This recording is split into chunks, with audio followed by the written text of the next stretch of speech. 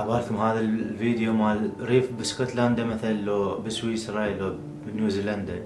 لا حبيب، هذا المشهور هو جاي يحلب شارع الرشيد. شارع الرشيد شارع الرشيد شارع الرشيد شارع الرشيد شارع الرشيد شارع الرشيد تم شارع الرشيد يتم. كافي حلبتهم شارع الرشيد، شارع الرشيد ثدة قد ما حلبتوه. ترام في ترامباي تراموي نوب الترام نزلوا الحديد مال ترامب. لحظات نزول السكة، سكك حديد لترامب وصلت سكك لترام. راح يسوون منه وبنص شهر 10,000 واحد نشرور، راح يسوي درين راح يسوونه بالنص. ينتظرونه، يريد يصير تشويق للموضوع.